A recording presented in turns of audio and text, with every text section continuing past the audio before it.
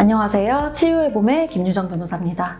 오늘은 형사 공탁으로 인해서 피해자가 불이익한 상황에 처해질 수 있다는 것을 알게 된 피해자분들, 그리고 가해자가 형사 공탁을 했다고 하는데 도대체 형사 공탁이 뭐지? 싶으신 분들을 위해서 이 영상을 준비해 봤습니다.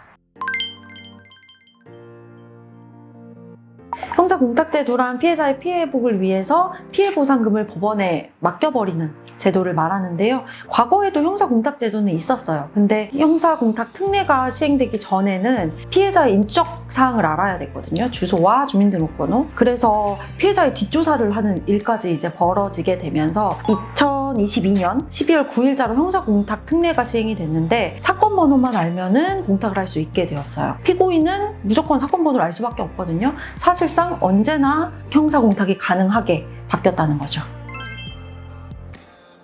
공탁제도의 취지가 뭐냐면 결국에는 피해자가 피해 회복을 받아야 되는데 그 피해 회복을 합의가 이루어지지 않는다라고 하면은 민사소송을 통해서 피해자는 받을 수밖에 없거든요. 근데 이게 너무나 복잡한 과정이잖아요. 그래서 간이하게 피해 회복을 받을 수 있게 만들어졌는데 현실적으로는 지금 여러 가지 부작용들이 발생을 하고 있어요. 합의할 때 이거를 공탁제도로 악용을 하는 경우가 있어요. 피해자분께서는 뭐 예를 들어서 2천만 원을 생각해서 계속해서 2천만 원을 요구하고 있는데 가해자 쪽에서는 우리 쪽에서 줄 수 있는 금액은 1,000만 원이고 만약 이거 합의 안 되면 우리는 그냥 공탁해버리면 그만이다. 우리는 합의할 생각이 없다. 이런 식으로 하는 경우가 있거든요.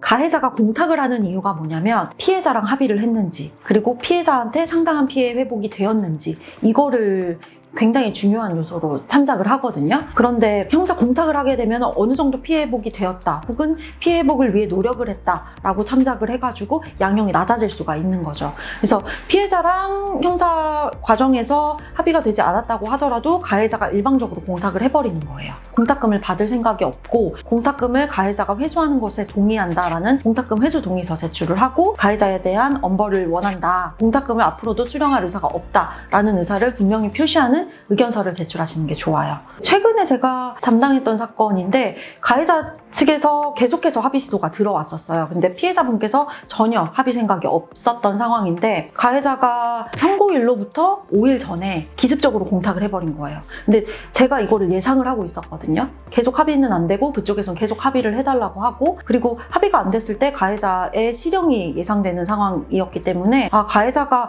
공탁을 기습적으로 할 것 같은데 싶어서 매일매일 그 사건 번호를 확인하면서 공탁이 된 거를 그날 바로 알게 됐죠. 그래가지고 공탁한 다음 날 공탁금 회수 동의서랑 애초부터 우리는 합의 의사가 없다 이런 취지의 의견서를 바로 제출을 했었어요. 그래서 판결문에도 그런 내용이 담겨 있거든요. 피해자가 공탁금에 대해서 받기를 원치 않고 가해자에 대한 엄벌을 탄원하고 있다 라는 취지가 적혔고 그 때문인지 실형 선고가 된 사건이 있어요. 간혹가다 법원에서 알려주기도 하거든요. 가해자가 공탁을 했다라고 알려주는 경우도 있는데 알려주지 않는 경우도 있기 때문에 혹시 모를 그런 불상사를 대비하기 위해서는 계속해서 확인을 하셔야 돼요. 이게 가해자가 얼마를 공탁을 했는지도 좀 중요할 것 같고요. 그리고 수령할 때도 이유보의 표시라고 해가지고 이거는 내 손해배상금의 일부로서 수령을 한다라는 표시를 하셔야 돼요. 네, 예를 들어서 인정될 만한 정신적 피해 배상금이 2천만 원이다. 그런데 가해자가 1,000만 원만 공탁을 했다라고 했을 때는 이 일을 유보하고 수령을 하고 나머지 1,000만 원에 대해서는 따로 또 청구를 할 수가 있는 거죠. 가끔 가해자 측 변호사님 쪽에서 계속해서 합의 얘기를 하다가 저희 쪽 합의금이랑 좀 맞지 않으면은 조심스럽게 얘기하시는 분들도 있어. 공탁 할 수도 있다. 공탁하면 이거보다 더 적은 금액으로 우리 공탁할 건데 이 선에서 합의하는 게 낫지 않겠냐 라고 말씀하시는 분들도 있고 아예 대놓고 우리 그냥 공탁하면 그만인데 그냥 합의금 받고 합의하시죠? 이렇게 대놓고 말씀하시는 분들도 있고 그랬을 땐 저도 이제 이런 식으로 합의를 하시면 안 된다고 피해자분께서 원치 않으시는데 우리 쪽에서도 그러면은 그런 식으로 좀 대응을 하겠다라고 하면서 합의가 좀 이루어지기도 하고. 네. 지금까지 치유의 봄의 김유정 변호사였습니다.